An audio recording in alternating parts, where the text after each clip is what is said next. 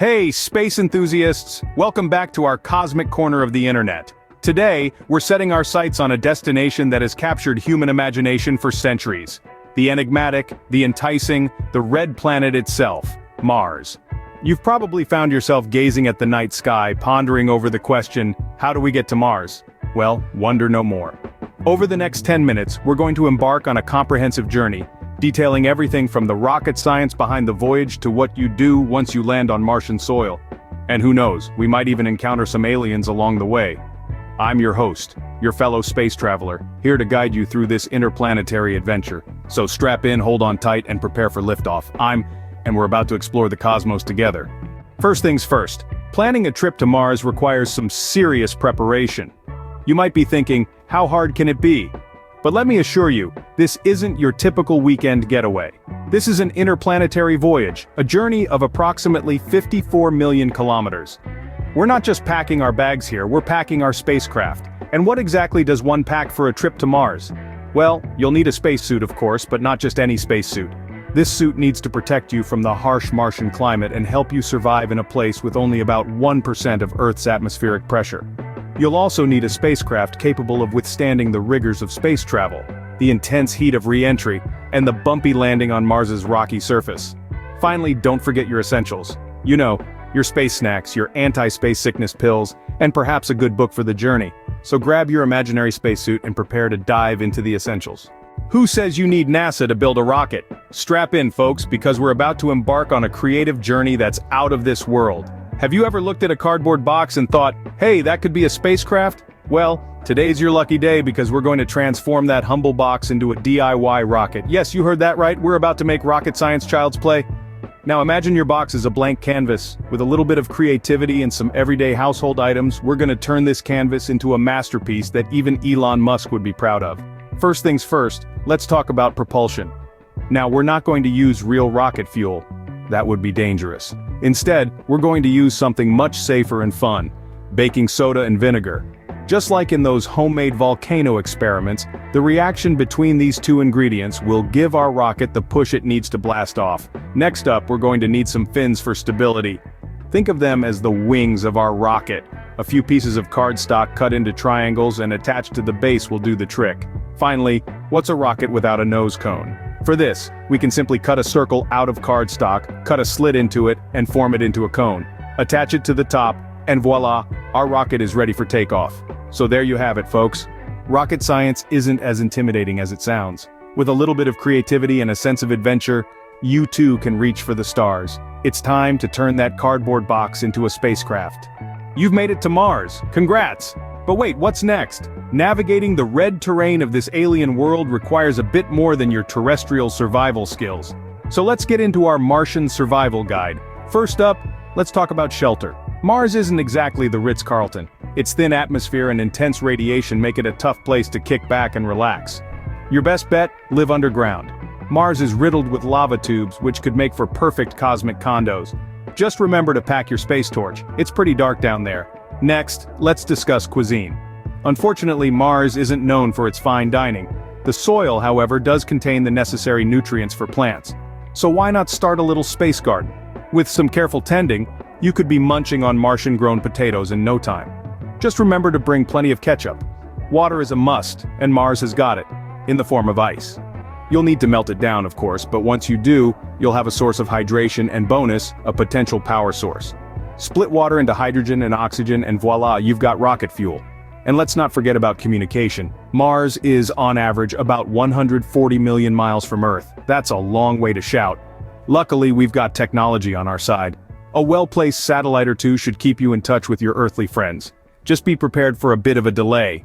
Your messages could take up to 20 minutes to arrive. Finally, be prepared for the unexpected. Mars is a world of dust storms, freezing temperatures, and low gravity. It's not for the faint of heart. But with the right attitude and plenty of space grit, you could be the first to leave your footprints on the Martian sand. Remember, when in Mars, do as the Martians do, if there are any. Now that we're on Mars, let's not miss the sights. First up, we're heading to Olympus Mons, a towering volcano that stands at a whopping 22 kilometers high. That's almost 3 times the height of Mount Everest. Talk about a climb.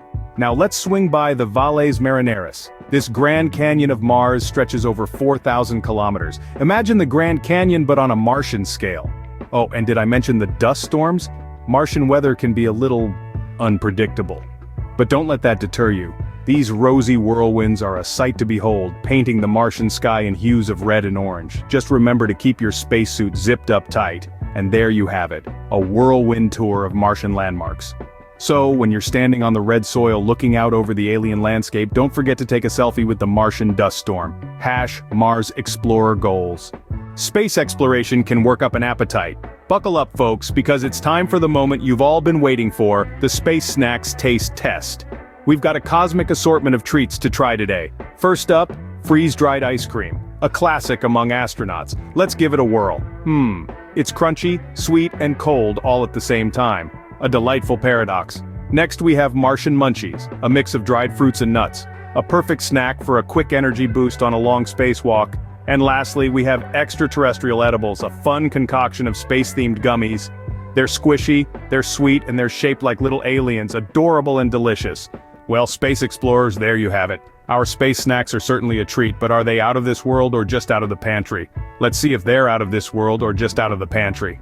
Brace yourselves, folks. We might encounter aliens. Imagine, after a long day of exploring the red dunes of Mars, you stumble upon a curious creature, an extraterrestrial being, unlike anything we have on Earth. How would you react? Would you extend a hand, or a tentacle, in peace? Or maybe you'd offer them some of our space snacks, a freeze-dried ice cream perhaps? And what would you say? Would you try to communicate in English, or would you attempt some form of universal sign language? Maybe you'd break the ice with a little otherworldly humor like, what's a Martian's favorite chocolate? A Mars bar. It's all fun and games until you realize this could be a first impression on behalf of all humanity. No pressure, right? So, tell me, what would you say to an extraterrestrial being? Share your best intergalactic greetings in the comments. Okay, mission accomplished on Mars, but how do we get back home? Well, I've got a handy-dandy space hack that's going to make this a cinch.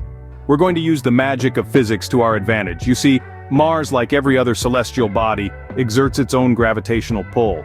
We're going to use this force to slingshot ourselves right back to Earth. Think of it as a cosmic swing set, with Mars as the pusher and Earth as the catcher. Sounds crazy, right? But that's the beauty of space travel.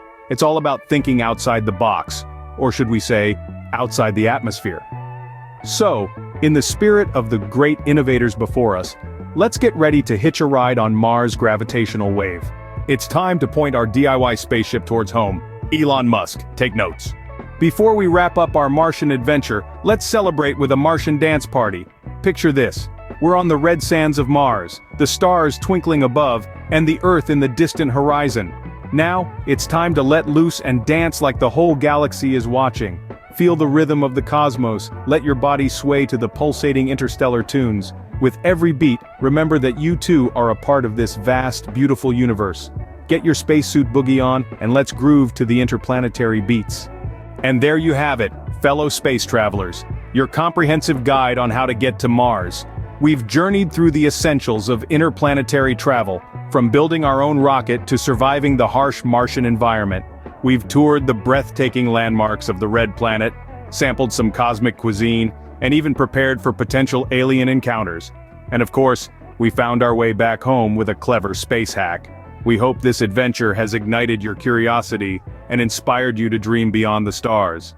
If you've enjoyed this cosmic journey, make sure to hit that like button. And if you haven't already, subscribe to our channel for more exciting explorations into the universe. Don't forget to share your favorite moments from this Martian adventure in the comments. We'd love to hear what you found most intriguing. Until next time, keep reaching for the stars. I'm signing off from the Red Planet.